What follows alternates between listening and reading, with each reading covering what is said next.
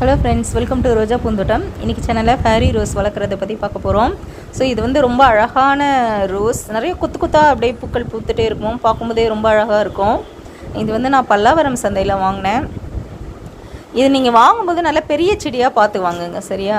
அப்போ தான் நமக்கு வந்து இந்த மாதிரி பிரான்ச்சஸ் வந்து நிறையா இருக்கும். இப்போ நீங்கள் பார்ப்பீங்க, கீழே இருந்து ஒரே ஒரு ஸ்டெம் தான் வந்திருக்கு, அதை சுற்றி எத்தனை பிரான்ச்சஸ்ன்னு பாருங்கள். அப்புறம் பேசில் ஸ்டெம் வருது, ஆனால் இது 7 லீவ்ஸாக என்னென்னு கொஞ்சம் டவுட்டாக இருக்குது, ஏன்னா ஒட்டு கட்டினதுக்கு கீழே இருக்குது.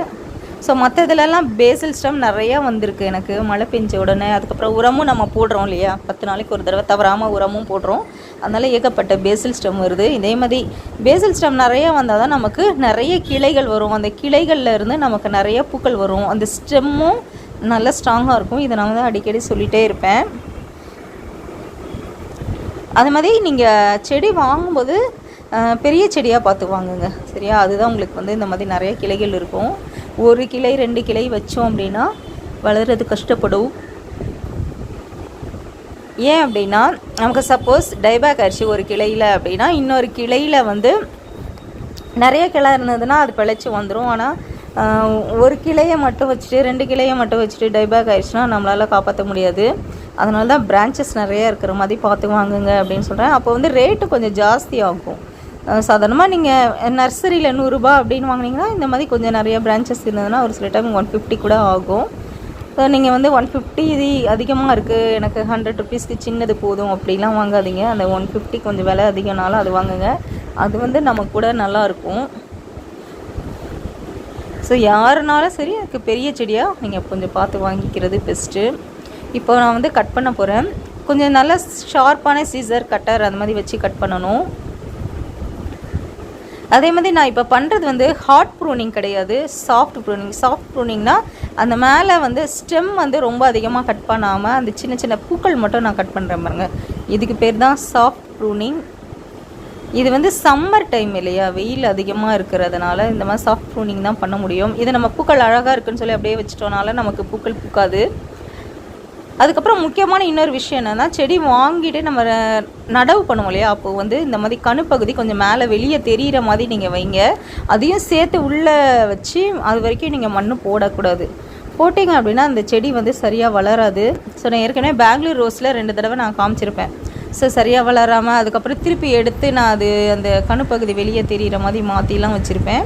அதனால் அந்த தப்பு பண்ணாதீங்க. எப்போவுமே செடி வச்சோம் அப்படின்னா அந்த கணுப்பகுதி கொஞ்சம் வெளியே தெரியணும். அதுக்கப்புறம் தான் ஸ்டெம் வந்து கீழே இருக்குது பாருங்கள், அந்த ஸ்டெம்மை விட கொஞ்சம் மேலே தான் வச்சு நம்ம மண் போடணும், பார்த்துக்கங்க. இது ரொம்ப முக்கியமான விஷயம். பெங்களூர் ரோஸ் எந்த ரோஸ் செடிக்குனாலும் இது வந்து பொருந்தும். ஸோ அவங்க கொடுப்பாங்க இல்லையா கவரில், அந்த கவரில் இருக்கிற அளவுக்கு நம்ம வந்து மண்ணை போட்டுக்கணும், அதுக்கு மேலே எக்ஸ்ட்ராலாம் போடக்கூடாது. அப்போ தான் செடி நல்லா ஹெல்த்தியாக வளரும். இது ஒரு டிப்ஸு. அந்த ஒட்டு கட்டினதுக்கு மேலே அது தெரியணும், நல்லா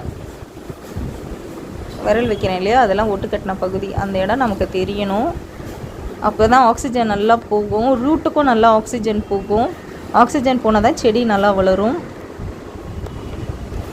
இப்போ வின்டர் டைம் அப்படின்னா நம்ம வந்து நல்லா ஹார்ட் ப்ரூனிங் பண்ணலாம். அப்போ வந்து நல்லா ஸ்டெம் வந்து கீழே வரைக்கும் இறக்கி நம்ம கட் பண்ணலாம். ஸோ இது வந்து வெயில் காலன்றதுனால தான் நான் வந்து சாஃப்ட் ப்ரூனிங் பண்ணுறேன்.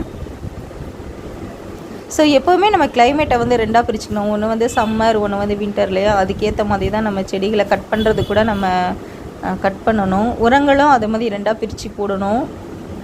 ஸோ எதுவுமே தெரியாமல் நம்ம அப்படியே பண்ணக்கூடாது, அது வந்து ரொம்ப தவறான செயல்.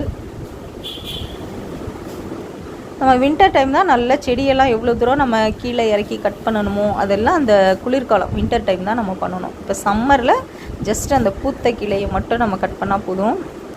இங்கே பார்க்குறீங்க இல்லையா, இதுவும் நிறையா மொட்டு வச்சுருக்கு, அப்படியே கொத்து கொத்தாக இருக்குது.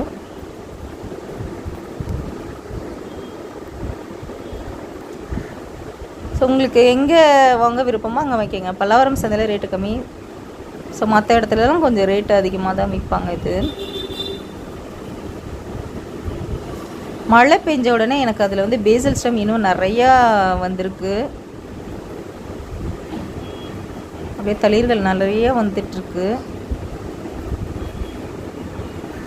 அதே மாதிரி முட்டுக்கருகள் நுனிக்கருகள் எதுவுமே வராத அளவுக்கு அதை நான் பாதுகாத்து வச்சிட்ருந்தேன். அப்படி வந்து சும்மா வெயிலில் வச்சோம் அப்படின்னா நுனி கருகுன்னு சொல்லி அதை வந்து அப்படியே நிழலான இடத்துலையே வச்சு மெயின்டைன் பண்ணிகிட்டு இருந்தேன். இப்போ உங்களுக்கு காட்டணுன்றதுக்காக தான் அதை எடுத்து கீழே இறக்கி வச்சு நான் காட்டுறேன். ஸோ இந்த மாதிரி ஸ்டெம் வந்து நல்லா திக்காக இருக்கணும். நமக்கு அந்த ஸ்டெம் நல்லா திக்காக இருந்ததுன்னா அதில் வர்ற பூக்கள் வந்து நிறையா இருக்கும். நமக்கு நிறையா கொத்து கொத்தாக மொட்டுக்கள் வைக்கும். அதை தான் நான் வந்து பேசல் ஸ்டெம் வந்தால் நல்லதுன்னு சொல்கிறதுக்கு காரணம் அதுதான். பார்த்திங்கனாவே தெரியும் எவ்வளோ ஸ்டெம் திக்காக இருக்குதுன்னு சொல்லிட்டு. இப்போ எல்லாமே அழகாக ப்ரூன் பண்ணியாச்சு. ப்ரூன் வந்ததுக்கப்புறம் பாருங்கள் எவ்வளோ அழகாக இருக்குதுன்னு. ஸோ இது வந்து இன்றைக்கி காலையில் விரிஞ்சிருக்கு. நேற்று காட்டும்போது ஒரு 3 பூ தானே இருந்தது. இது வந்து இன்றைக்கி காலையில், நேற்று வந்து ஈவினிங் டைம் தான் நான் எப்போயுமே மோஸ்ட்லி கட் பண்ணுவேன். இது வந்து காலையில் ஷூட் பண்ணேன். எவ்வளோ அழகாக தளிர்லாம் தெரியுது பாருங்கள்.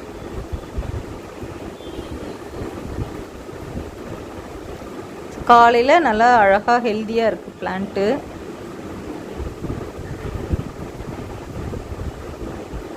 ஸோ இதுக்குமே நம்ம வந்து எல்லா செடிக்கும் கொடுக்குற அதே உரம், அதே மண்கலவை எல்லாமே அதே தான், சேம் தான். இப்படி ஸ்பெஷலாக எதுவுமே கிடையாது. மற்ற செடி மாதிரி தான் இது. நமக்கு பராமரிக்கிறத கரெக்டாக பராமரித்தோம் அப்படின்னா நமக்கு எப்போவுமே அப்படியே கொத்து கொத்தா பூக்கள் இருந்துக்கிட்டே இருக்கும். அப்புறம் இது நீங்கள் பார்க்குறது வந்து பேபி பன்னீர் ரோஸ், பன்னீர் பட்டன் ரோஸ் சொல்லுவோம் இல்லையா, அதுதான். இதுவும் அப்படியே கொத்து கொத்தா நிறைய மொட்டு வச்சுருக்கு. அப்புறம் இது வந்து கொடி ரோஸ் இப்போ தான் மொட்டு வச்சுருக்கு. எனக்கு 2 ரோஸ் இருக்குது. இன்னும் வந்து ஃபுல்லாக விரியலை. ஆனால் 3 நாளாக இதே சைஸில் தான் இருக்குது. இதுக்கு மேலே விரியுமா அப்படின்னு தெரியல. குட்டியாக இருக்குது பாருங்கள். பட்டன் ரோஸ் மாதிரியே இருக்குது. ஆனால் கொடி ரோஸ் இது அப்படியே ஒரு குச்சியில் வச்சுருக்கேன். இது கொடி மாதிரியே போயிட்டுருக்கு. எப்படி வளரும் தெரில. இது வந்து ரோஸ் மல்லி. நேற்று ஒன்று பூத்துது நல்லா பெருசாக. அப்புறம் இன்றைக்கி ஒன்று பூத்துட்ருக்கு. இன்னும் ஒரே ஒரு மொட்டு தான் விரிகிறதுக்கு இருக்குது. எல்லாமே அழகாக பூத்துட்ருக்கு. இது வந்து காஷ்மீர் ரோஸ். இது வந்து போர்ட்டிலேக்கா ரெட் கலர். இதுவும் நிறைய பூக்கள் பூத்துருக்கு. இதுக்கு நடுவில் ஒரு வாடாமல்லி இருக்குது. இது வாட்டர் கேன் மூடியில் வச்சுக்கேன். அப்புறம் இது வந்து ரீபார்ட் பண்ணோம் இல்லையா, அந்த போர்ட்டிலேக்கா எல்லோ கலர் தான். நல்லா சூப்பராக இருக்குது. இப்போது ரீபார்ட் பண்ணதுக்கப்புறம் இன்னும் நல்லா ஃப்ரெஷ்ஷாக இருக்குது செடி. இன்னும் ஒரு 2 நாளாக அழகாக வேரும் நல்லா பிடிச்சிரும். வச்சு 2 நாள் ஆயிடுச்சு. இப்போ நல்லா ஃப்ரெஷ்ஷாக இருக்குது செடி.